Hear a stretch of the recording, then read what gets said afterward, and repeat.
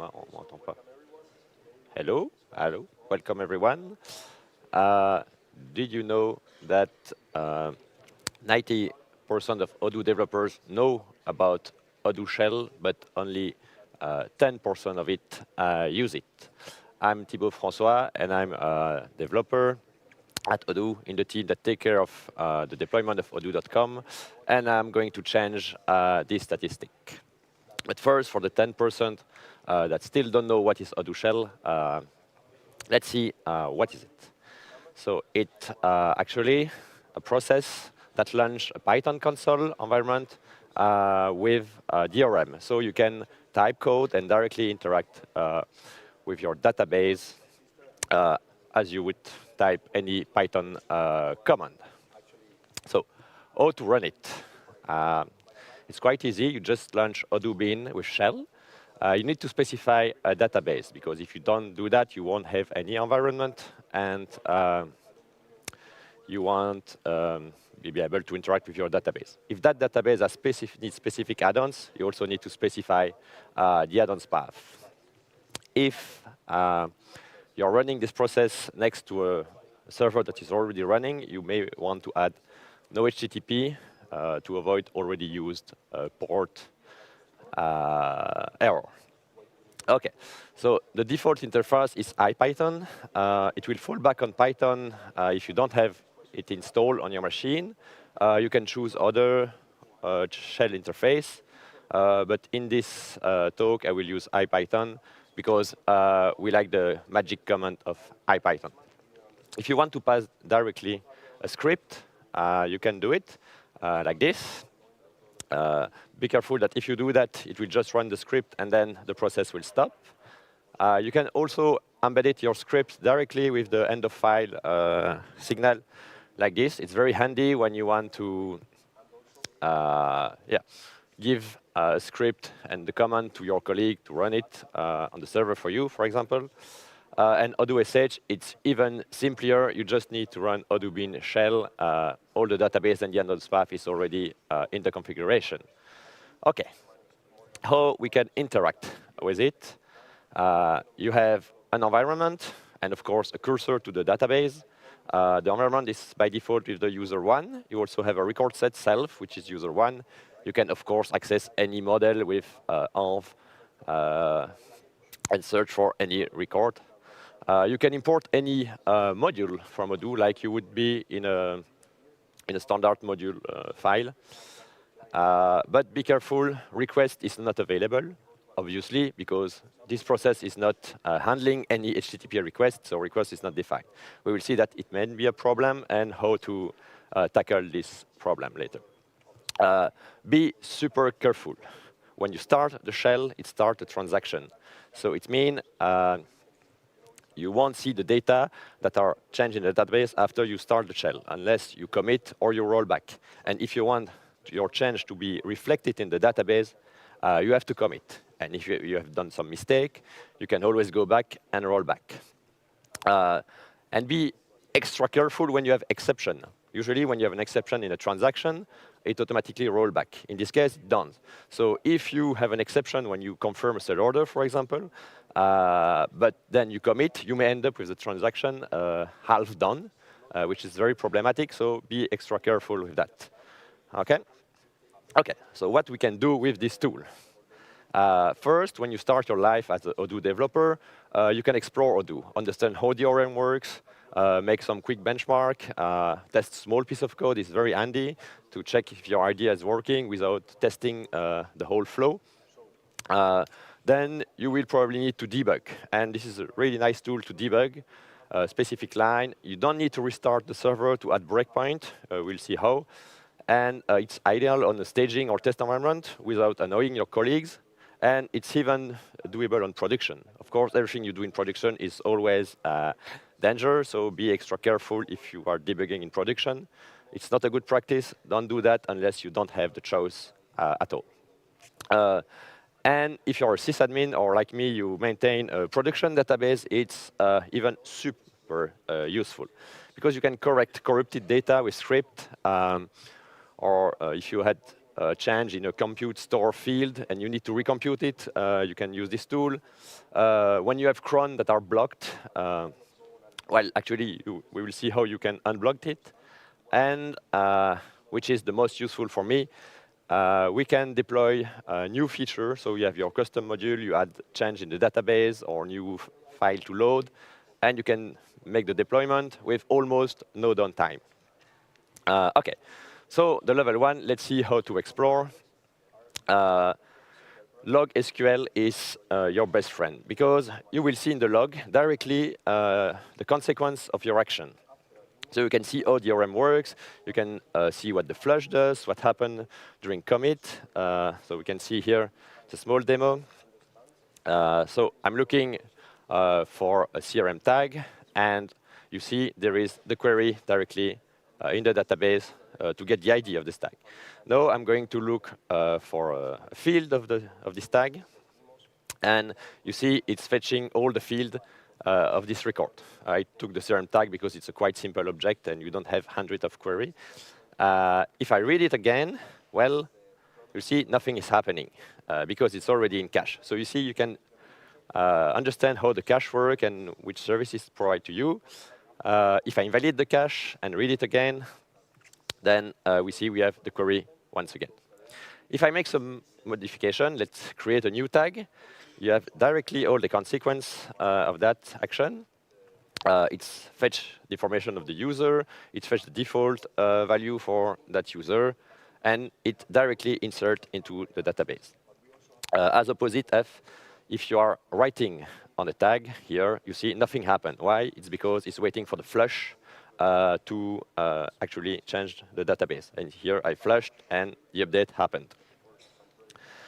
If I make another modification, I don't flush, but I make a search, you will see there is an update, because you need, before searching, you need to have your change reflected in the database. So you're making a search, you see an update, it's weird, but it's because actually you made modification before.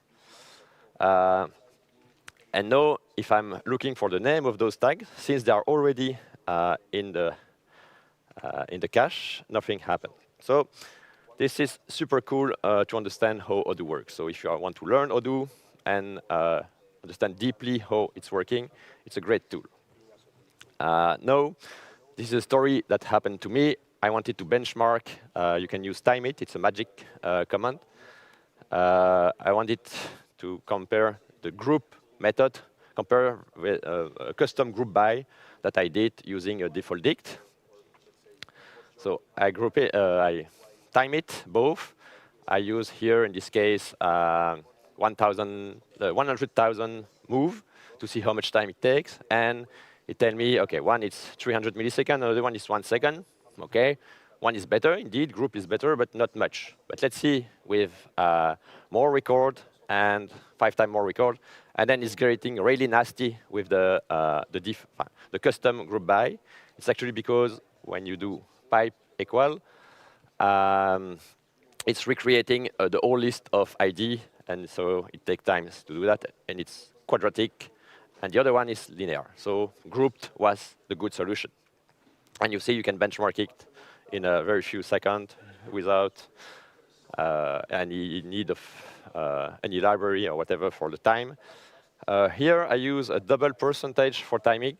It allows to copy a block of code below the magic command. Otherwise, you have to put your command directly after the magic command. But with a double percentage, you can copy a block of code. OK, so level 2, how to debug. Let's imagine that when you create a CRM tag, you have an exception. So you know that at creation, you have explore with the browser debugger, you have seen the call that have a problem. You know it's the create that tries the exception. So you are going to use the magic command debug like that. It's a top-down approach. It means you start at the top of the stack. And it could be a bit tedious if the error you are looking for is back down to the stack. So there is better option. You can activate PDB like that. It's like using PDB post-mortem. So it means when you have an exception, you will get a breakpoint at the exception. Of course, it's only work if you have an exception. But you can, even better, add your own breakpoint like this. You don't need to restart or anything. You just say, there is a breakpoint now in this file at this line. Once again, I use double percentage to have my piece of code to make it more readable. And I directly reach the place where I want to debug. Of course, for that, you need to know where you want to look for. OK, so debugging DRM is super easy if you have a model. But if you want to debug a controller, it's more complicated. Because remember, we don't have request. But we can use mock request, which is available in website tool. It's a context manager. You need to instantiate with the environment. You can pass much more argument. They are available in the definition of the function. For example, you can pass the cookie, the session, the path, etc. And you can also set your own attribute like this. Here, I set specific HTTP header. So how to debug the controller? First, you have to import it. Import the class. And then you just instantiate the class inside the context of the mock request. And you call the method of the root. That's super easy. If you want to debug, then you can use debug. It's a top-down. Or PDB if you have an exception. Or you can put a breakpoint wherever you want. So it's also super easy to debug controller like that. It can be a bit complicated sometimes to put the right value in the mock request. But beside that, it's super easy.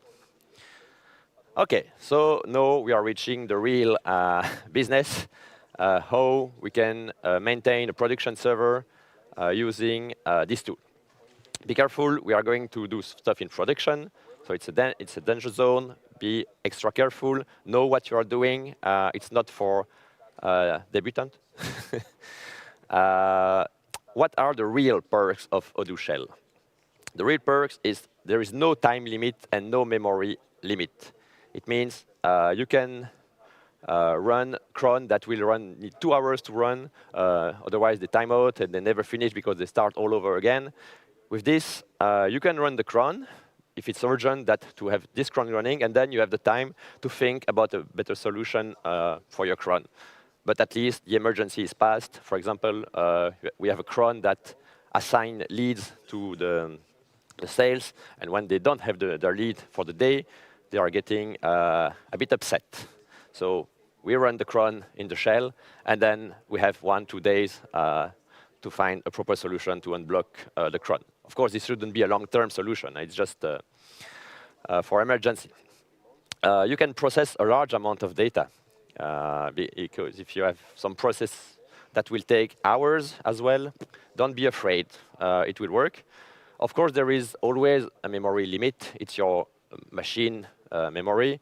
And if you are running this process next to the service that you want to do for your user, be careful to not use all the memory and make all the machine crash. Usually, it's not a big deal, but fine, it's not a big problem, the memory. It will be a big deal if you crash your machine, but I mean, I never had the case so far. Also, compared to doing directly command in SQL, it's much more safe because you are going to use DRM, so you don't bypass the Python constraint. You trigger the side effect, so it recomputes automatically the field that should be computed. If the right was redefined, it will compute it will trigger what's happening in the right. Of course, you need to know the side effect you are triggering. But it's much more safer than doing in the SQL, because usually in SQL, you are just modifying data. And if there is side effect that should be triggered, they won't be. You can end up with wrong record and inconsistent data. So the Odoo Shell, I always prefer to use Odoo Shell to fix data. OK. So how you do that? Remember, you're on production, so you have to cohabit with the live transaction. If you're writing on a table that is heavily used by your user, you have a high risk of concurrent update. So how to minimize this risk? You want a small transaction. So The rule is the same as designing a good cron. You can check, there is a presentation in 2020 how to design a good cron. The rules are the same. You need to process in small batch that last few seconds, commit in each batch to have very small transaction to avoid risk of concurrent update. And your script should be reentrant. It means if you run twice or 3 times, because it crashed and you need to rerun it, you should end up with the same result as running once. So be really careful with that.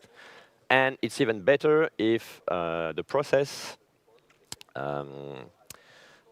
start where it stops the last time. Here, and yeah. So we have seen how we can pass file to the shell, but usually I use the magic command cpaste to copy-paste from my editor the code I'm going to launch in the shell. Here we have an example. It's a bad one because my script does not know where it stops, so it will start all over again, but at least it's splitting into batch. I use split every, which is a really handy method. And I commit after each batch. Another important thing is to know where your script is going. So you print the progress, so you can estimate how long it will take. If it takes few minutes, few seconds, that's perfect. If it takes few hours, that's going to be a bit annoying. And if it takes days, maybe you have something to improve in the performance of your script. If you want to recompute field, there is a very handy method in the upgrade util script that can be used outside an upgrade. You just use recompute field like this with a strategic commit. Otherwise, it will not commit if the batch is not big enough. And you need to pass, when you launch your shell, the upgrade path. Here, it's in source upgrade util / source. And it will be available from Odoo upgrade. You import util, and then you can use it. Super easy. You don't need to write any loop or anything. It's doing everything for you. OK. So the deployment. When you are modifying your database, your data model, XML record, usually what you are going to do is updating your module with -u. And it's fine. And you're right. It's perfectly fine. It's the best solution if it works for you. It works if the database is small, if the module is small, and because it won't take a lot of time, and if you can afford a downtime. If all your users are working from 9 to 7, to 5, sorry, or to 7, it works as well, you have time to shut down the server and make the object of your module. But if, like at Odoo, we have user and visitor all the time, we cannot afford a downtime even of 1 minute. So we really try to minimize this downtime. And how we are doing this? We are only updating what we need. First, we are going to bootstrap in the database the data model change. When you do that, store compute field won't be computed, so you have to do it later. Once you have bootstrapped your data model change, you can update the data model. You can update the XML file. And finally, you just need to restart your server. So it's about 1 second downtime. A user probably won't notice it. And you have things to recompute. You have plenty of time later to recompute it. OK? Remember, we are in production. It's a danger zone. Of course, always test your deployment procedure once or twice on a test environment. So be really extra careful. OK? Why we need bootstrapping? It's because altering a table or creating an index will actually lock the table. And it will lock all the further transaction, and it will wait to acquire the lock. So if you have a cron that runs 10 minutes, that have a lock on the table you want to modify, all the query will wait 10 minutes, and you will probably lock all your user. You want to avoid that. How to avoid that? You set a lock timeout for a few seconds. For example, 2 seconds is acceptable. And if your alter table doesn't acquire the lock for 2 seconds, well, it will cancel. It's annoying because it didn't work, but you can retry and retry. It's not a problem at all. And at some point, it will pass. And if it doesn't pass, because after you try, I don't know, 50 times, maybe you should wait for another time when it's quieter. If really it's impossible, then you need a downtime. But usually, even with Odoo.com database and the kind of traffic we have, this is super rare that we never manage to pass that kind of command. For index, you can use the same method, or you can use the keyword concurrently. It will create the index without locking the table, and it will only lock the table once the index is built, and it will lock the table for a few seconds to just synchronize the last change with the table. So you can do this method. Once you have bootstrapping, this can be done way before all the rest, because it won't block the user, it won't have a problem. If you have a new column in your table, Odoo will not care at all. So that's fine. You can do that at midnight the day before, and then deploying during the day the rest. How we can deploy the rest? If you wanted to change the model, you can use the init model method like this. You give the module and the model you want to change, and the CR. And you are not installing a new module usually, so you pass install equal false. To load XML, you can use convert file directly like this. You give the file and the module, and it will load all the file. You can want to be even more specific. You only want to load a specific record in your XML file. If you have huge XML file and you only add one record, you can use, once again, the upgrade util tools with update record from XML. You just need to give the XML ID, and it will find the record. And if the record does not exist yet, you have to pass force create equal true. Otherwise, the record will not be created. And of course, don't forget to commit, because you want your change to be reflected in the database. OK. And finally, once you are done with this, you restart your server, and that's it. 1 second downtime. So in conclusion, personally, I use this tool every day. It's a super powerful toolbox for learning, for rapid testing, for debugging on every environment. I always prefer to debug on staging or test environment, but sometimes you don't have the choice. For maintenance operation. So try it is to adopt it. But be careful. With great power come great responsibilities. Always test everything you are doing in Shell on the staging test environment. Be aware of the side effect of what you are triggering. So log SQL can help you a lot for that. If you have colleagues working with you, try to have them review your script as well.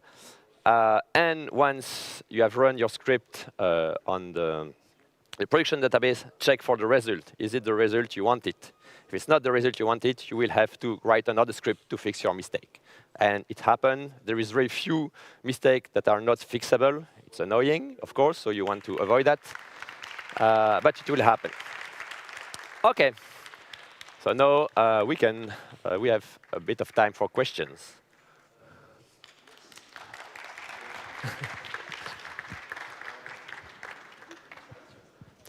Thank you very much for the talk. So if anyone wants to ask any questions, at the moment we have 2 on the pad. Mm-hmm. The first one, is there any documentations on the things that can be done in the shell? Not really, because you can do everything you can do with Odoo. IPython, there is a documentation for IPython, so all the magic commands are available on IPython documentation. And for the rest, is just the documentation of Odoo itself. There is nothing else. It's a shell, Python shell. Perfect, thank you. Then the second question, is it available in the Odoo SH main branch? Yes, yes, you can do it on production on Odoo SH. Be careful. All right, and then following the previous questions, are there any limitations in the Odoo SH environment? Any limitation? Well, that's a question to ask to the SH team. I don't know the exact limitation, but you will not have a limitation. I think you will have memory limitation because the container cannot grow unlimitedly. But the time, there is no limitation. So it's cool to unblock your CRUD. All right, thank you. Next question. Can I transform CSV files to Odoo importable format, like products, for example, and instantly create variants? I want to import them after transformation, Odoo_import. Sorry? Yeah. Can I transform the CSV files to Odoo importable files, like products, and instantly create variants? Well, Most likely yes, but I don't know how. I'm not an expert in the new product data model, so it's a question to ask the developer who take care of those applications. Okay, perfect. Can we use it in the staging branch in Odoo SH? Of course, yes. As long as you can connect on the shell, so you have the shell, Linux shell on the branch, and then you can run Odoo shell. So, yeah. Okay, perfect. Then the last question, what about a startup file so we can use a script that doesn't end at EOF? Yeah, actually in IPython, you can launch IPython dash and then dash I and launch the script, and you run you preload your command, and then it's available. I don't know if you can do that with Odoo Shell. Probably there is something to change in Odoo to have this. I never tried on Odoo Shell. I'm not sure it's possible. IPython offered this, so maybe with few tweaks, it would be possible, but Okay. I never tried. Perfect. Thank you very much. If there are any more questions, I guess you can come and ask them at the stage. Yeah.